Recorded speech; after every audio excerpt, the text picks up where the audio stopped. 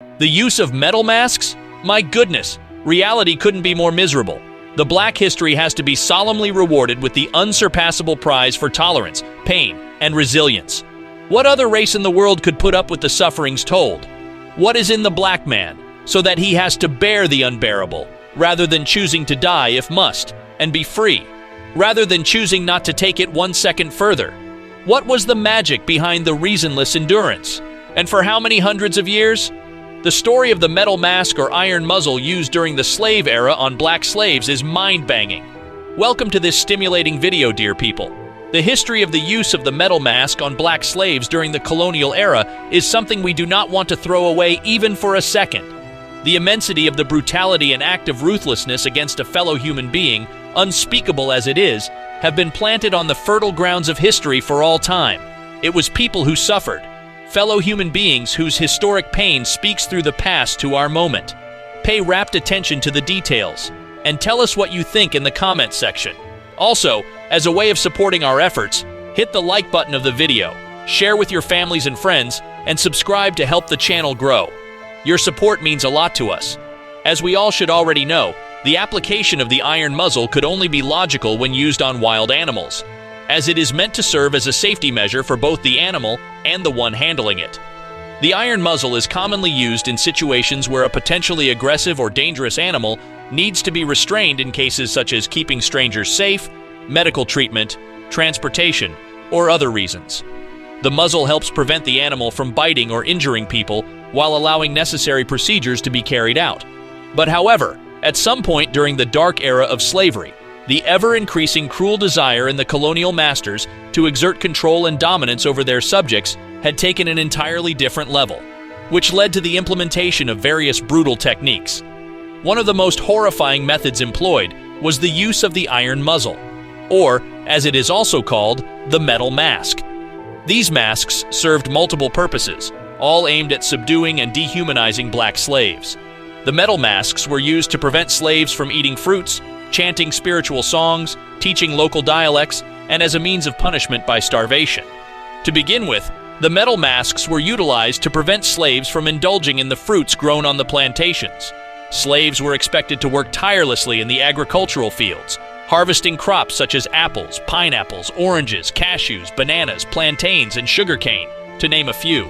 The mask, made of sturdy metal, effectively blocked the mouth, preventing slaves from consuming the fruits they had labored to cultivate. This intentional criminal deprivation further undermined the already minimal nutrition given to slaves, leaving them malnourished and physically weakened. Furthermore, the utilization of metal masks aimed to suppress the spiritual songs of African slaves. These songs not only provided solace and a sense of unity, but also sometimes fueled resistance and rebellion against their oppressors. Slave masters feared the power of these songs as they instilled a sense of identity and strength in those seeking liberation. By silencing these spiritual chants, slave masters attempted to strip away the culture and heritage of the enslaved individuals, extinguishing any hope for freedom and autonomy. In addition to suppressing spiritual songs, the metal masks were used to prevent slaves from teaching their native languages to their children. Colonial masters sought to erase the African dialects and replace them with foreign languages, mainly those of the oppressors. By denying slaves the ability to pass on their languages to future generations, slave masters aimed to sever the ties between the African heritage and the enslaved community. This systematic destruction of local dialects sought to further marginalize and disempower slaves, leaving them isolated and detached from their roots. Further speaking, metal masks served as a method of punishment by starvation in the slave camps. Slaves who were deemed unruly or disobedient, as you would find later in this video, were subjected to this harsh penalty. The metal mask would effectively seal off the mouth, rendering the individual unable to eat or drink. In some cases, slave masters would cruelly force-feed a whole apple to the slave before attaching the metal mask with heavy padlocks, clamping their jaws shut, preventing them from moving their mouths or engaging in any form of communication. They never gave a second thought to the excruciating pain caused on their subjects, whom they obviously do not consider the same human with flesh and blood like they are. This brutal practice left slaves on the brink of insanity, inflicting immense suffering and reinforcing their position as powerless objects of control. The use of metal masks during the slavery era is a haunting reminder of the depths of cruelty and dehumanization inflicted upon enslaved individuals. These masks served as tools of suppression, denying slaves the basic rights to nourishment, cultural expression, and communication. The scars of this horrific period in history still resonate today as a testament to the resilience and strength of those who endured unimaginable suffering. Looking further inward, we are going to talk particularly about some of the slaves who encountered remarkable suffering in the metal mask. 5 slaves in the past who were subjected to the metal mask. 5. Kunta Kinte. One of the most famous examples of slaves who were victims of the metal mask is the case of Kunta Kinte, the protagonist of the novel Roots, the Saga of an American Family, by Alex Haley. Kunta Kinte's story as a slave is a heart-wrenching saga of unimaginable suffering and unyielding strength. Born in Gambia, Africa, the Mandinka man was ripped from his homeland, family, and culture, and thrusted into the brutal world of American slavery. The hardships he endured were a testament to the cruelty of the institution and the human spirit's ability to endure. It began in the year 1767. Taken unawares, slave traders had attacked his village, tearing him from his family and freedom. Captured, shackled, and thrown onto a ship like cargo, Kinte and fellow Gambians had been transported across the Atlantic through a most torturous voyage to the shores of the United States, where Kinte was sold to a plantation owner in Virginia in the year 1768. While a captive, Kunta Kinte would neither speak English nor learn the ways of his enslavers. He had also refused to bear the slave name given him by his master, preferring his original name. His refusal to accept his new identity as a property led to brutal lashings. His back bore the mars of countless whippings, each stripe a painful reminder of his defiance. But it was his unyielding spirit that caught the eyes of his colonial masters who were determined to break him. This had led to a sinister punishment in the year 1770, the metal mask. This metal vise clamped onto his mouth, silencing his voice, suffocating his spirit. Wearing the muzzle was torment beyond measure. His mouth bled, his identity faded, and his suffering relentless beyond words. He was in the mask day and night, his ability to speak, eat, drink, and breathe severely restricted. He ate only when his master wanted him to, which was once in a few days. Brutalized on top of it, he was broken into pieces. He was made to live in the hellish metal for several months, and it is said that he eventually lost his voice as a result and had to learn to communicate by using sign language, as he was unable to speak for several months. The muzzle had damaged his vocal cords. Although Kunta Kinte eventually regained his voice, the gruesome experience left a lasting mark on him. He was never the same man after the Iron Mask. He was more cautious and less trusting, and he was always aware of the power that his master had over him. Nonetheless, his determination to be free again was unquenchable, which had led to a successful escape from slavery after several failed attempts in the year 1776. 4. Frederick Douglass. Another example of the victim of the metal mask is Frederick Douglass. Douglass was born into the brutal clutches of slavery in Talbot County, Maryland in 1818. As a young boy, Douglass witnessed the heart-wrenching realities of slave life and the relentless inhumanity which came with ruthless beatings and scourgings, and sometimes mutilations that were commonplace on plantations. He was separated from his mother at a young age and subjected to the cruelty of various masters.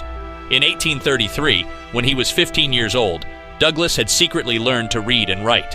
This was a dangerous act for a slave, but Douglass had to engage in the difficulties of being literate at the time, as he was determined to keep himself readily equipped for any awaiting possibilities of the future. Douglass was found out on account of this development and was transported to the hand of Edward Covey, a man known for his brutal treatment of slaves. The reason behind this was to break Douglass and make him obedient. There, Douglass was subjected to the ruthless experiment of the metal mask, in which he was made to live for some time. The mask was made of iron and covered Douglass's mouth and nose. It was held in place by a strap around his head. It was constructed in a manner that it pierced into the skin and cramped his jaws shut. In his book, Narrative of the Life of Frederick Douglass, an American Slave, he stated, "I was fitted with a kind of iron muzzle, something like that used on dogs, to prevent me from biting anyone. It was never taken off day or night." For weeks on end, Douglass helplessly put up with the untellable agony of the metal mask. The heavy, unyielding contraption pressed against his flesh, leaving his skin raw and wounded. Every breath was a struggle, every morsel of food a torment, as the mask confined him in a world of darkness and pain. However, Douglas's determination to be a free man had kept him up even in the depths of despair. After years of plotting and planning, he had seized a moment of opportunity and managed a daring escape from slavery in the year 1838. He had flown to the North, where he eventually became a prominent abolitionist and author. His autobiography, published in 1845, became a powerful tool in the fight against slavery, shedding light on the horrors he endured and the indomitable spirit that propelled him to freedom. Frederick Douglass's story is a testament to the resilience of the human spirit in the face of unimaginable suffering. His escape from the clutches of slavery and his subsequent advocacy for equality and justice have left an enduring legacy that continues to inspire generations. 3. Ota Benga. One of the most famous examples of a slave who was put in a metal mask is the case of Ota Benga. Ota Benga was a Mbuti pygmy who lived in the Congo. He was captured by a hunter in 1904 and brought to the United States. He was put on display at the Bronx Zoo as part of a human zoo exhibit and was forced to wear a metal mask that covered his mouth. Ota Benga was deeply traumatized by this experience. He was made to feel like an animal, and he was unable to communicate with the people who were gawking at him. He was also given food that was not native to his culture, and he was not allowed to practice his religion. Ota Benga's suffering was compounded by the fact that he was forced to wear a metal mask. The mask prevented him from speaking, eating, and drinking normally. It also made it difficult for him to breathe.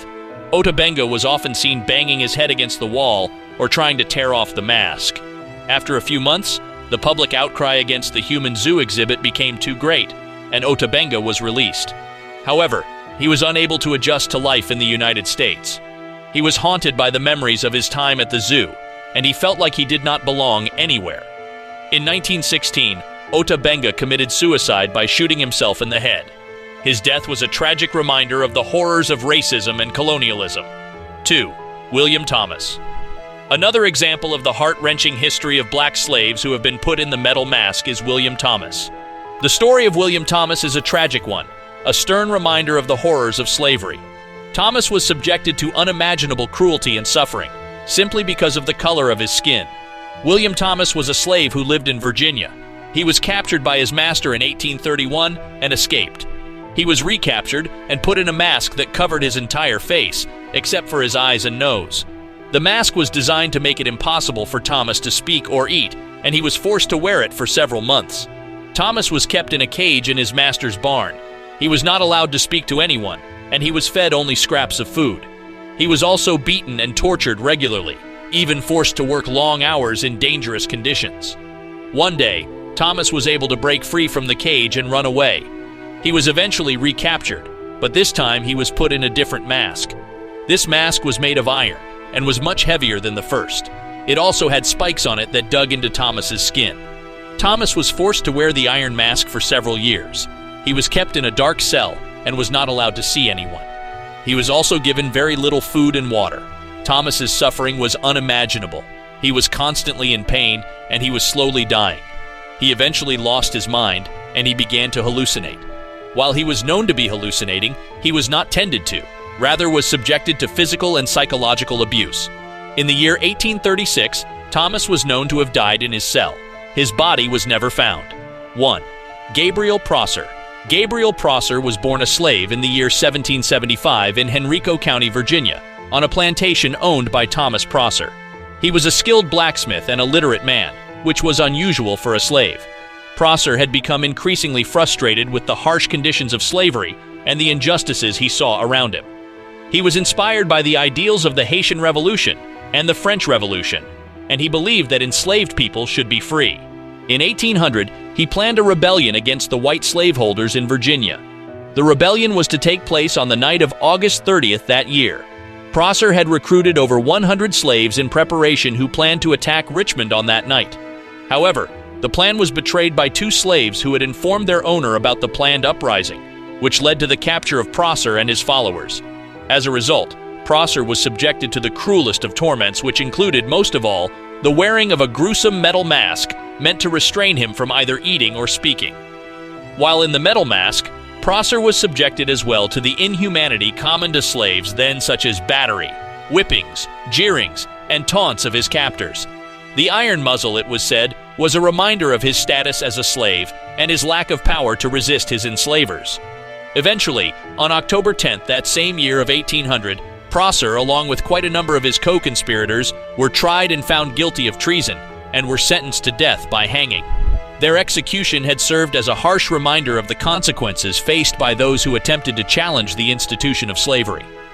In closing, the unfolding stories of the untellable sufferings of black slaves is a loud and urgent call to challenge the ailing moment by entirely rectifying the past, striving for a more equitable and compassionate world where every individual is treated with dignity and respect. This brings us to the end of this video. Tell us what you think in the comments section, as we are always interested in your thoughts. Also, it is of utmost importance to us that you bolster our efforts by pressing the like button in front of you, and also share with families and friends. And to crown it all, subscribe to stay with us if you are yet to. Thank you for watching.